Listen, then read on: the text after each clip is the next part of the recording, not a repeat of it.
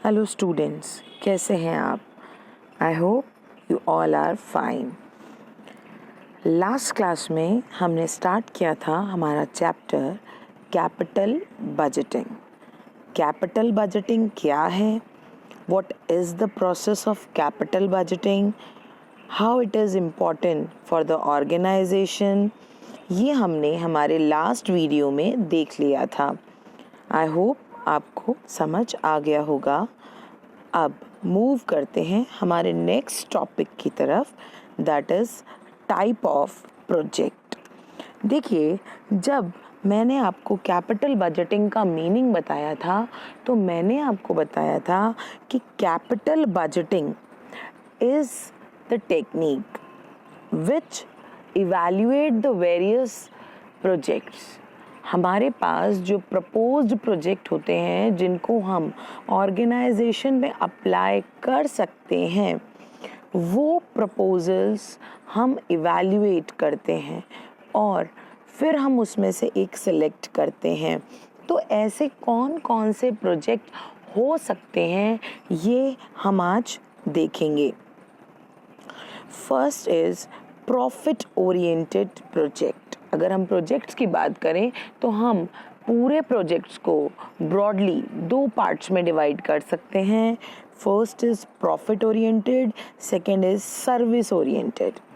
As we all know, profit is the main motive of the organisation. बिना profit के कोई भी organisation या बिना इस तरह के ऑब्जेक्टिव को लिए बिना कोई भी ऑर्गेनाइजेशन आगे नहीं चल सकता, क्योंकि प्रॉफिट ही वो फैक्टर है जो आपको बिजनेस एक्सपेंड करने में हेल्प करता है। प्रॉफिट ही वो फैक्टर है जो पब्लिक का इंटरेस्ट आप में जनरेट करता है। प्रॉफिट ही वो फैक्टर है जो आपके शेयर होल्डर की वेल्थ को मैक्सिमाइज करता है। तो if there is no profit no business, क्योंकि अगर अब प्रॉफिट ही नहीं होगा तो आप सिर्फ सर्विस करके ऑर्गेनाइजेशन को आगे नहीं बढ़ा सकते।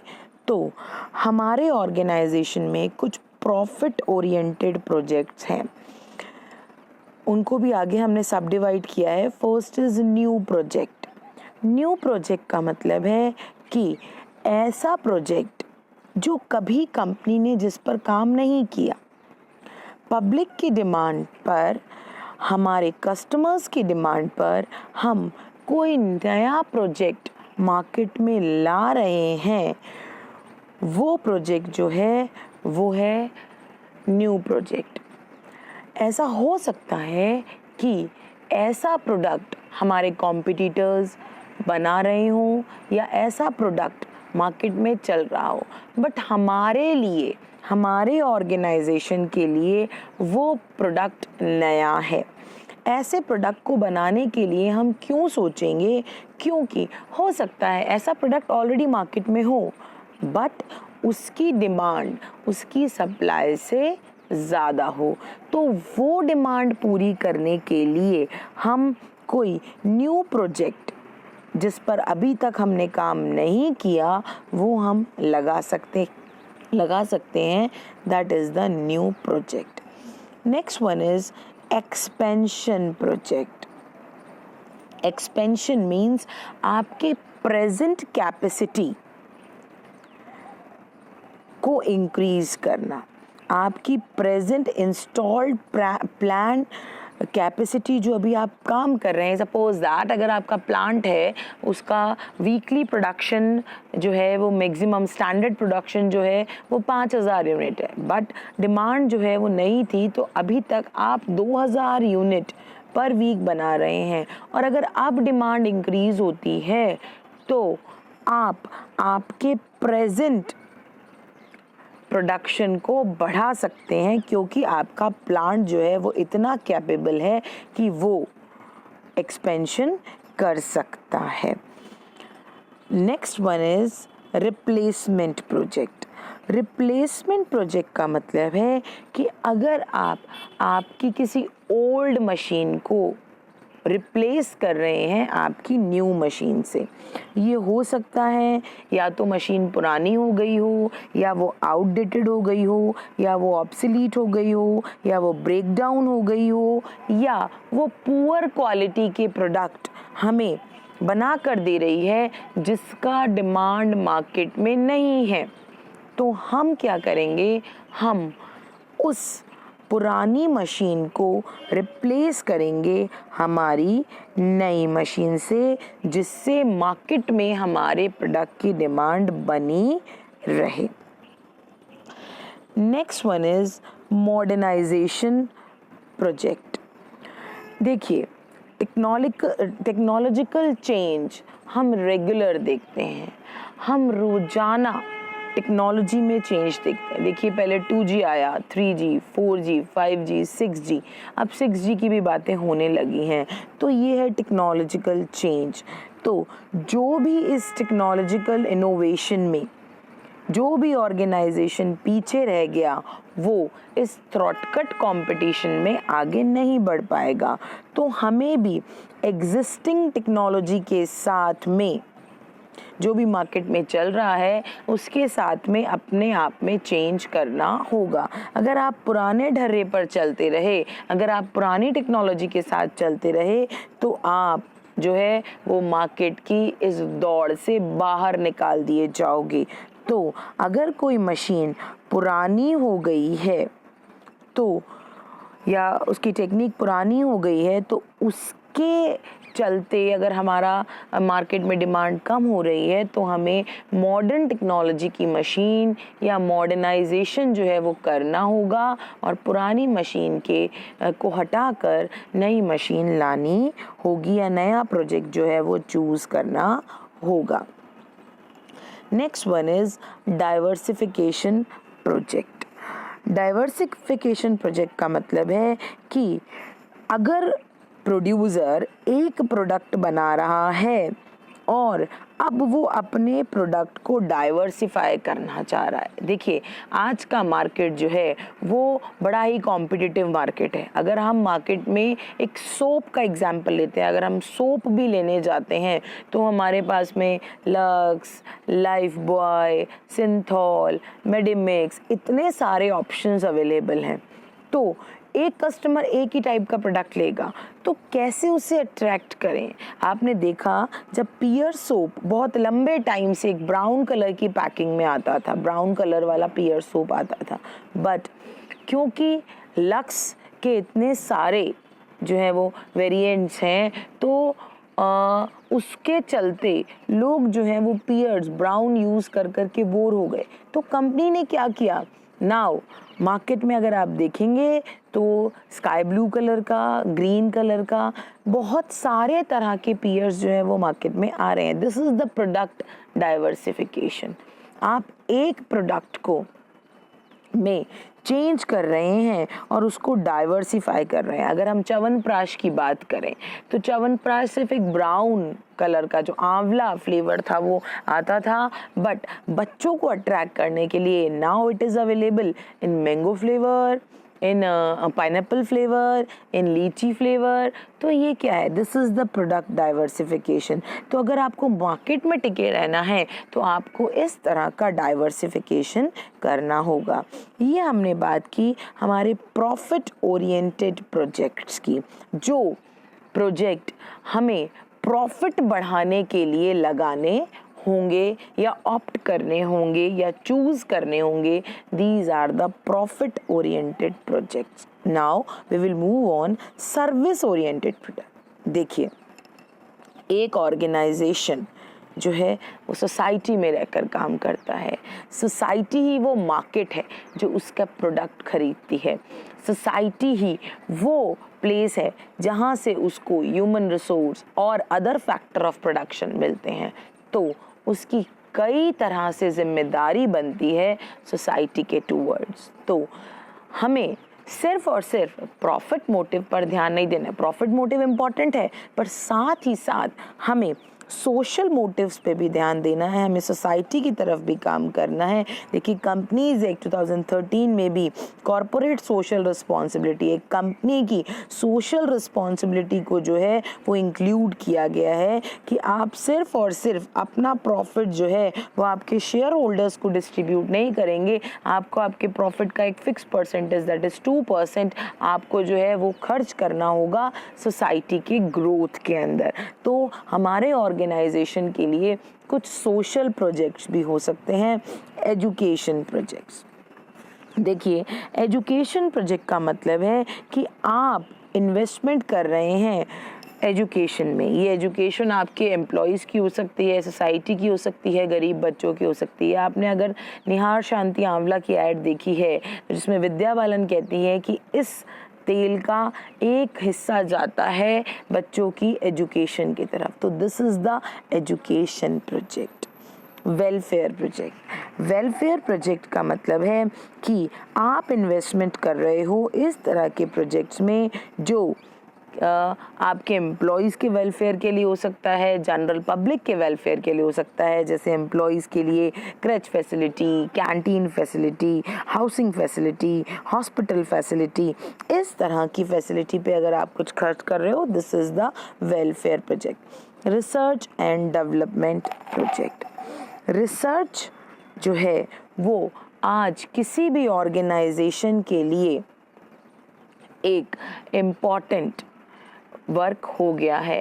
देखिए research means something, find the something new, कुछ नया ढूंढना। देखिए आप अगर बात करते हैं मार्केट की, तो मार्केट में आज हम देखते हैं कि रोजाना नए प्रोडक्ट्स जो हैं वो मार्केट में आ रहे हैं, कंपनी रिसर्च करती है। अभी मैं लेटेस्ट आपको एग्जांपल दूं, थार, अगर आपने गाड़ी थार जो देखी है, पहले वो गाड़ी जो थी वो रोड के लिए नहीं थी, वो अगर हम डेजर्ट में जा रहे हैं उस तरह के राइड्स के लिए वो गाड़ी जो है वो यूज़ की जाती थी। बट अभी लेटेस्ट जो है थार ने अपनी नई गाड़ी लॉन्च की है। देखिए पहले उस गाड़ी में जो ऊपर का शेड होता है वो जो है वो कपड़े का रेक्सीन टाइप का था, बट लोग उसे लेना पसंद नहीं करते थे। ठीक है, उसमें एसी भी नहीं था, ऐसी बहुत सारी फैसिलिटी नहीं थी जो वो सिटी राइड के काम आ सके, वो सिर्फ आउट राइडिंग के लिए काम आती थी। पर आज उस कंपनी ने जो गाड़ी लॉन्च की उसने रिसर्च किया कि गाड़ी की सेल कम क्यों है, क्योंकि आप दो गाड़ी नहीं रखोगे, आप सिटी के लिए अलग और बाहर घूमने के लिए, कितनी बार आप डेजर्ट में या आउट राइडिंग के लिए जाते हैं।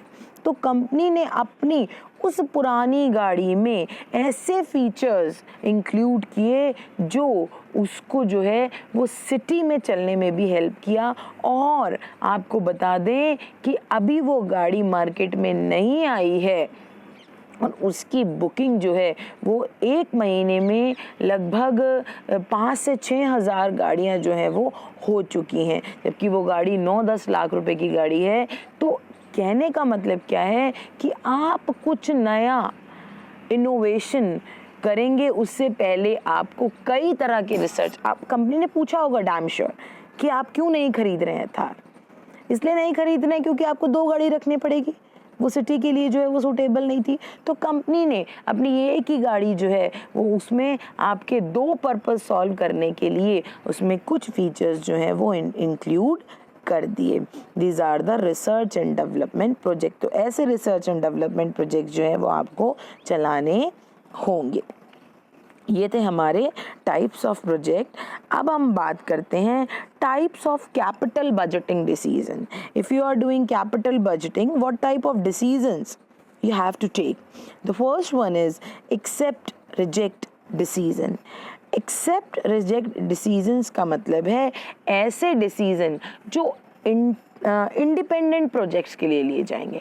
इंडिपेंडेंट प्रोजेक्ट का मतलब क्या है कि जो प्रोजेक्ट जो हैं 2 प्रोजेक्ट कॉम्पीट नहीं करेंगे, या तो एक को एक्सेप्ट करना होगा और जब एक जो है वो एक्सेप्ट हो जाएगा उससे क्या होगा, वो तभी एक्सेप्ट होगा जब वो हमारी एक शर्त को पूरा करेगा। जैसे अगर कोई प्रोजेक्ट हमें 15% का रिटर्न नहीं देता है तो हम उसे एक्सेप्ट नहीं करेंगे। अगर वो 14.5 का भी रिटर्न देगा तो हम इसे रिजेक्ट कर देंगे। इसका दूसरे प्रोजेक्ट को एक्सेप्ट या रिजेक्ट करने से कोई लेना देना नहीं है। हम सिर्फ और सिर्फ एक प्रोजेक्ट को देखेंगे कि अगर ये प्रोजेक्ट हमें एक सर्टेन रिटर्न दे रहा है तो हम उसे ले लेंगे, हम उसे एक्सेप्ट कर लेंगे। This is the accept reject decision. Next one is mutually exclusive decision. Mutually exclusive decisions का मतलब है जब हम दो या उससे ज़्यादा ऑल्टरनेटिव प्रपोजल्स को देखते हैं, हम उनके प्रॉज एंड कॉन्स देखते हैं, जब वो एक का एक्सेप्ट होना दूसरे को रिजेक्ट करेगा, मतलब हम दोनों में कंपेयर करेंगे, तो ऐसे प्रोजेक्ट्स होते हैं mutually exclusive decision. A and B, we have two projects, two proposals. तो अगर A ज़्यादा रिटर्न देगा, अब वो 4% की भी हो सकती है, 5% की भी हो सकती है, पर वो B से ज़्यादा है, तो हम क्या करेंगे, हम A प्रोजेक्ट को ऑप्ट कर लेंगे। Next one is capital rationing decisions.